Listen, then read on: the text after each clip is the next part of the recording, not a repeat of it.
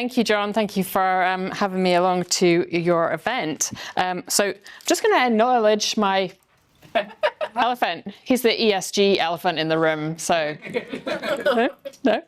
Okay, so I'm a bit, maybe a bit different from some presenters in that this is going to be a little bit interactive in some places.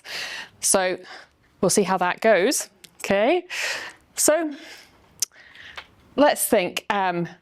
Raise your hand if you would like to survive the changing world. Yeah. Raise your hand again if you think maybe your business could be better if it thrived in this changing world. Yeah. Aim. So where are we now? Well, maybe we're like this guy in that we're really challenged just surviving the day-to-day, caught in the short-term activities, trying to juggle the economic and social and environmental challenges that our business is facing. Maybe we're struggling to recruit or retain the best talent because the future generation are looking to work in a different way. They are much more aligned with their purpose and might be feeling that corporate culture or your business's values aren't aligned with protecting their future. And we need the best talent in our business to make it a success. Potentially, some of you are having issues with submitting tenders at the moment because the requirements are increasing as we work, especially business to business. Our expectations of those bigger organizations that have compliance on them are then feeding that down to us. Or perhaps you're just caught in a conundrum a little bit between your values, what you know is important, and what you're being asked to do to meet the business goals. So where would we like to be? Maybe we'd like to be in our boardroom. Imagine a day where we're all aligned with the board and there is a coherent approach to meeting the business goals that meets the wider expectations on us to be environmentally and socially efficient and responsible. Maybe we could even go as far as winning awards, Chamber of Commerce awards. I don't know if Prosper have awards for leading in your sector, making sure that purpose is aligned with profit. Or picture a time where the ducks are aligned. We actually know what the short and the long-term goals are, and we are working consistently to move our business forward in the right direction. Or envisage a time out in the future where we're sitting with our grandchildren, playing on the beach, doing something, and actually we can really genuinely feel that we have contributed to the protection of their future and feel proud about how we have steered our business in a consistent direction. So, if that's where we are and this is where we want to be, how are we going to get there? I believe we'll get there by incorporating a little sprinkle of regenerative mindset into our leadership strategies and leadership mindset. So what do I mean by regenerative mindset? I mean incorporating purpose as well as profit, doing good while doing well through your business, smoothly transitioning from potentially your old strategy that's now not the way that you want to steer going forward. And that is a bit of a mindset and strategy blend, beyond sustainable into regenerative. And why is a regenerative mindset going to help you? Well, there is a need for rapid change. The IPCC, the Intergovernmental Panel on Climate Change, have been very clear that we need to make rapid and consistent change to reduce our carbon emissions. There's the Climate Change Committee's reports about how business needs to take action now to reduce our greenhouse gas emissions. There's the 30 by 30 commitment on biodiversity and how we're going to need to protect the natural environments on land and in the sea, really to save ourselves. duty to act in the best interests of your company. The future's changing. It's happening now. We have to adapt, even to adapt to be prepared for the extreme weather events that we're seeing now and the changes in our customers' expectations. Thinking beyond profit, to put purpose in the core of our business. According to many business journals, there's a purpose epiphany going on as the global crises of climate, biodiversity, mental health. There's many meta crises out there that are now converging in people really questioning what are they, how is they contributing to that success or otherwise. And we're under critical eyes.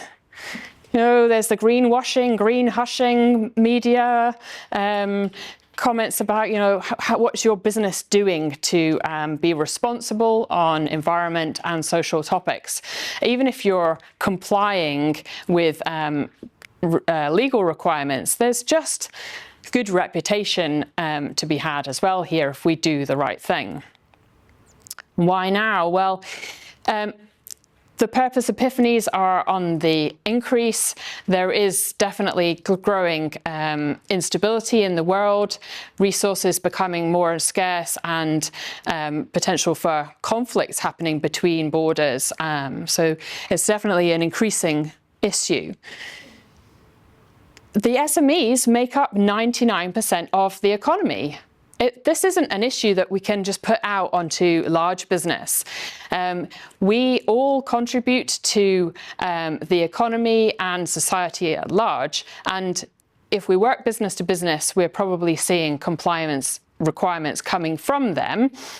But we can also do it because we are a valued part of that system. And we can't really park this on next generations. We're the leaders that are in place now. We are in a position to affect change now. I hear a lot about the next generation will work on this, the next generation or AI might save us. But we can take changes in our business just now to steer in the immediately in the short term and make plans for the longer term change. And according to the World Economic Forum, there is many technologies available now to us that are becoming more economically accessible, that can incorporate energy efficiencies into our business. They can make our processes more efficient. So it makes good sense to incorporate the technologies and make change. But why listen to me? I'm Danielle Dale. So have you ever asked yourself, what is the problem I'm solving? I'm an engineer, so I've asked that question. Or ever wondered what you need to sacrifice to gain something more? Quite often, sustainability is seen as a sacrifice. So I'd like to just take us back to a farmhouse I was sat in about 2011 in the spring. I'm sat at my friend's wooden kitchen table in her farmhouse in Aberdeenshire with my 6-month-old baby on my lap. And my friend is a really outdoorsy type. She likes to be out doing orienteering and growing her own fruit and vegetables. And it's a research farm that she lives on. And she turns to me and, oh, yeah, just to give you the ambiance, can smell the soup cooking on the stove and the kind of country feel of it being out there in a lovely homey environment. And she turns to me and says, Danielle, how are you going to go back to your oil and gas job? You know, on the farm, we're really seeing like climate change is real. It's really kicking in now. We're seeing the crops being compromised. The insects just aren't returning this spring. You know, it's not just about the future. This is happening now in Scotland. How, and she points to my child, how is this going to affect him? Ooh. Okay, so I go in my head and actually, you know, I had a had a good job. I worked in the oil industry. So I was on maternity leave, but prior to that, I was working in operations, ran an asset in the North Sea and one in South Africa for a while. And yeah. I loved my job. I was good at my job. It earned me lots of money and I got lots of kudos for it, solved lots of problems. And I really enjoyed the pace of change with that, solving, didn't know what you were coming into in the morning, they'd broken something.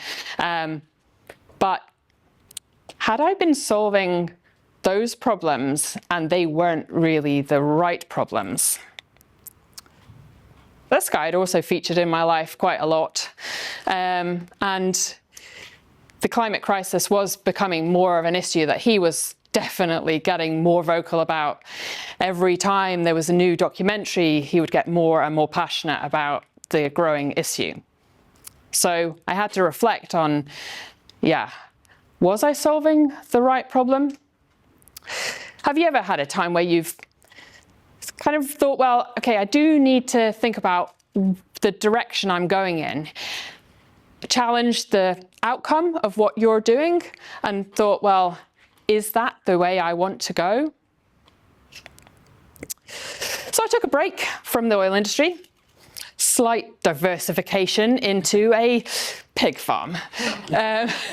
So we were lucky that we live on a small holding, so I was able to make a bit of a thing of that and have a local food production business, go out doing public speaking about my farm, educate people that visited the farm about food story, where their food came from, make it about local food miles, advocate for something different, more sustainable, which was great. But it was quite a small scale, even with 70 pigs.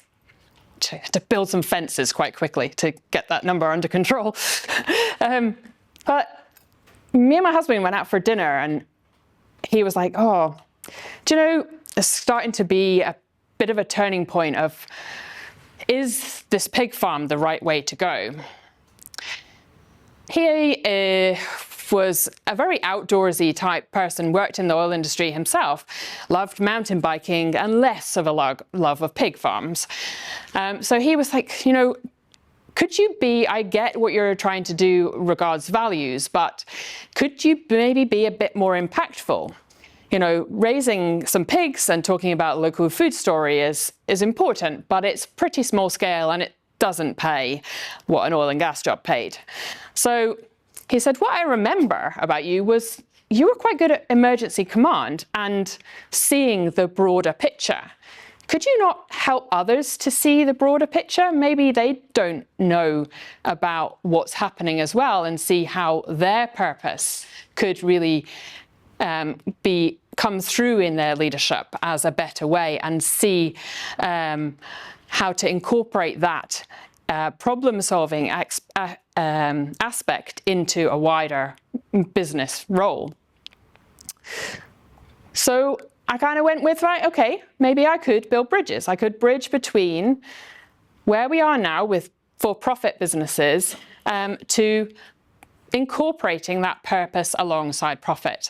And we do have a growing number of businesses that have really embraced this. They've moved to B Corp, for example, and they've really solidified their bridge over that. And that movement is the fastest growing in the UK at the moment. But we might need to just start at the beginning for some people, because the way that they do business, it seems like a massive topic to change it. So I would say, having decided I was going to build bridges, there was a slight delay in me making that a reality, because I had a bit of a wobble, overcome. I've been out of industry. I was just a mum. And, what did I know about teaching other people about sustainability or even environmental and social topics? By now, I was up to 4 children, so that was starting to also be a bit of a challenge to juggle all the topics. And there was a few questions raised about, could you really help others to see the way forward with this topic when you worked in the oil industry? So We've got to overcome a bit of hypocrisy here, but let's face it, everyone can share their story. So first win for me was really getting involved with the Glasgow Chamber of Commerce, Aberdeen. They have a funded programme, Step Up to Net Zero. I worked with 11 SMEs in Glasgow to build action plans that help them to look at circular economy, look at their carbon emissions, reduce their waste. And they were fortunate to get a placement person in-house, each company, for 6 months to shift them forward to help drive that change, because that's one of the common issues that I hear is resource constraints. So trying to it's fine to make an action plan, but we also need some doers to make this happen.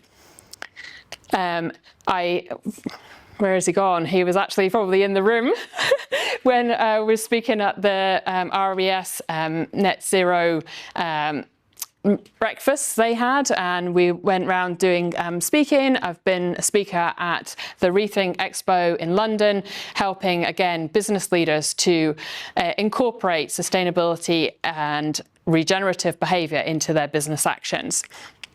And my current project at the moment, I'm very happy to be working with the Science Centre on public engagement with a very big number of potential outreach in the tens of thousands, with just bringing sustainability to everybody, because it's everyone's challenge to start talking about this. So I had to upskill a bit. So I've done the practitioner with IEMA so that I've got the environmental certification. I'm a Climate Fresk facilitator and founder of Climate Fresk UK and a carbon literacy facilitator, and now a fellow of the RSA as well. So hopefully just built my own confidence and knowledge to support other leaders to go through this transition and journey to protect their business. So taking it back to that challenge of, what problem am I solving? I think we're solving a fairly big problem in that we need to start talking about how our businesses need to adapt to the changing world and how we can lead that. And did I need to sacrifice things to gain something new? Well, it's a work in progress. My business is quite young. It doesn't pay what oil and gas pays at the, previously, but I think it's about the profit and purpose balance, isn't it? We maybe don't need quite as much of the money, but some will be good. So how do you develop your regenerative mindset? Oh, go on, click, click. Where's it going? I've got this program which I've developed now to break it down into modules so that to not follow in the path that I've gone on, but to help businesses to fast track that journey, because we need to get informed. This is a new piece of subject matter for some. Some people probably have grown up like me with David Attenborough and heard him vent about how we can take action, how the issues are getting more severe. But these are global pressures that we're all engaged with, and they're escalating. But many people don't know about climate change or carbon emissions. These are new topics for them. So there is a piece there about just getting informed, and we'll come back to a part of that in a moment. Identify, getting some data to incorporate that into your business context, and then integrating it into your strategy, because some changes you can get after straight away, some need to be planned in. If it's maybe your fleet of vehicles, you can't change those overnight. There needs to be some wider planning to incorporate that into your business. Involve is all about your stakeholders, and I don't just mean your board. You've got employees, you've got customers, and we're going to need to collaborate with our competition or our peers to help solve this. These are really wide systemic changes that potentially we're looking at. So we need to start looking at how we involve. And also what I do see is the organizational change commonly is compromised by poor involvement of stakeholders, and communicating and understanding and take people on that journey with you. We were going to cover a couple of different learning points today, but we've had to cut out the psychology one. But I will emphasize that really understanding a little bit about the psychology of change with people can be really empowering, because, well, if I said to you, you've won the lottery today, you'd cope with that quite well. So we can cope with change. However, if I said to you, generally, you're going to have to change your ways, then you will be resistant, and that's just a human behavior. So there is ways that we can mitigate that and make it smoother so that we can maintain our business operations as successfully as possible and take people on the journey. And the last module is all about sharing the journey, because the more that we can inspire others and help to escalate this change, the better. And also it helps to cope with it, because this is an emerging topic. This is not something that we all know how. We couldn't have even predicted how this last 6 months was going to go in January. So we need to be able to be adaptable. And also celebrate the little wins and the progress that we do make, and feel confident to talk about that and not do the green hushing or get it wrong and get accused of greenwashing. So there's lots going on there. So I'm going to go to the next slide. We'll talk a little bit about the Identify module, which is made up of a number of components, and we'll scoot through this. Come on, because it's the measure one that I want to get us to, because identifying can mean many different topics, but we obviously don't have time for all of the different subjects that are covered within there. However, measure, what do I mean by measure? Well, measuring our impact. So this carbon emissions is a really hot topic. It's one that the government has made commitments to, and we know that there is also other raw ingredients involved in our business, and there is waste that we produce in our business. But carbon emissions is specifically, too much animation. If I said to you, do you measure anything else in your business? I have a bit of a giveaway there. Finance? Anyone know how much money is in their bank account or how much expenses is going to go out? Yes, too many, yeah. So maybe, with the current business climate, we know that our expenses are going up and we're having to make informed decisions about how we balance those books. So does anybody know their carbon footprint? If you're a carbon account? Any hands? Nobody's done there. One person, 2 people done their carbon footprint. So if I could maybe get a bit of interaction, so we're going to play a bit of a game. Maybe we could do like a cluster here. Could you guys turn around, and we're going to do a bit over here. So this, a high card. Or maybe we'll play it on the front and you guys can be my sort of guinea pigs here. So if I put high at this end and low at this end, and I'll give you guys a set of cards over there. Now this is going to require a bit of discussion. Please don't cheat like my children and turn them over. So if we had, let's go with the beer, a bottle of beer. Okay, so you're going to put that somewhere on there. And then in relationship to the bottle of beer, you're going to put the gas heater that we get, like if we're going to a nice beer garden. You can put that either high or low side of the bottle of beer. And I'm going to give you 2 other cards, an hour on Zoom and a vegan burger. And you guys are going to put this in order of high to low carbon emissions. It's okay? A bit of group discussion, it's fine. And feel free to come round and have a look, help them out if you like. We'll say we'll based it on hot water. I think we're taking a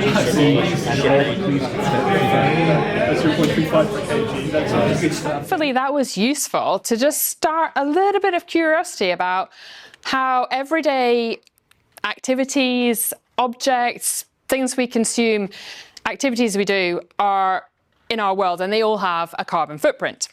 And it's about just being interested. Curiosity is like the best word for me. If you have some curiosity about the things that you consume or produce in your business and how you travel, or the supply chain travels to you, then that all contributes to your knowledge on carbon emissions.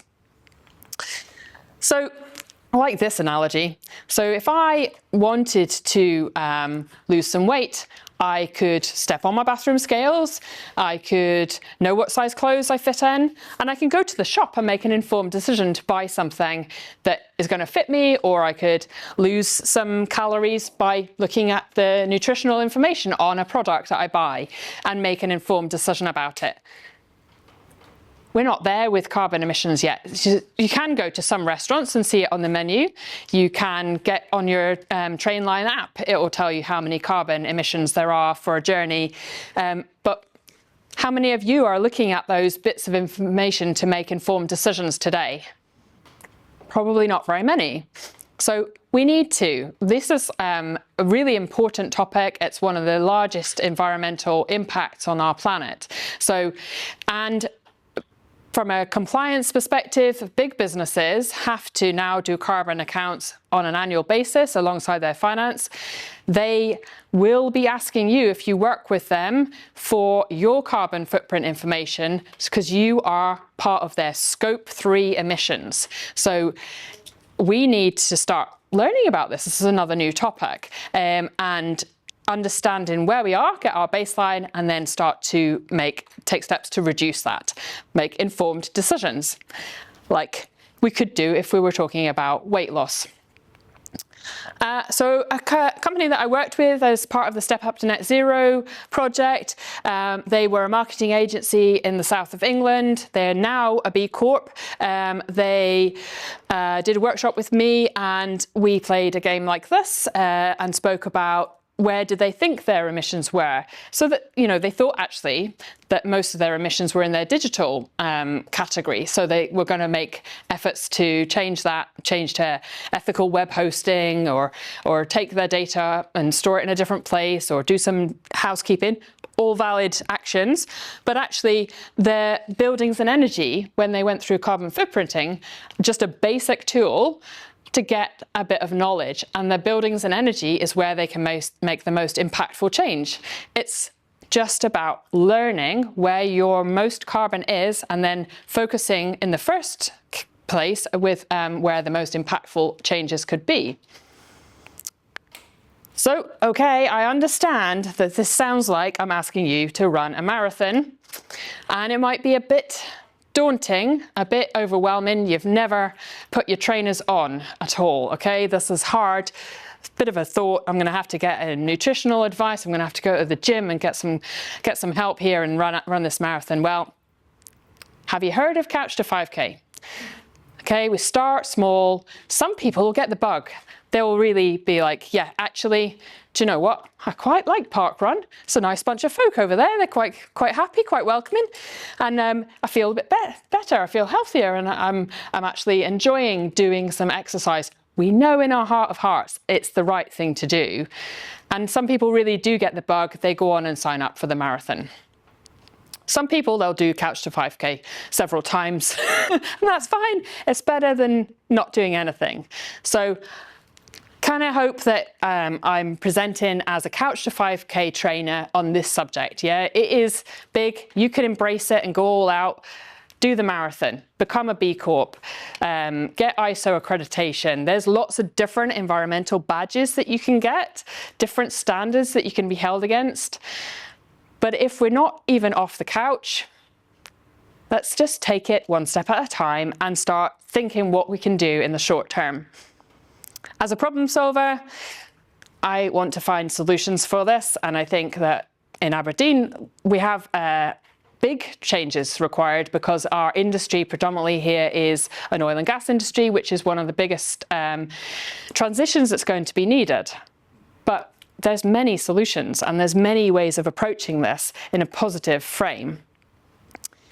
And to be honest, if this isn't for you, if you just are happy to be left behind or stick with the status quo, a little volunteer over here that he did that spontaneously on a walk. I'm just like, what are you doing? Just like feet in the gutter and being comedy about it. And you don't need to be a tree hugger, yeah? To be honest, I'm not going to turn away anybody that is really in this for the environmental angle of it. But you don't need to be super green minded or environmental to just be responsible about how we take our businesses forward.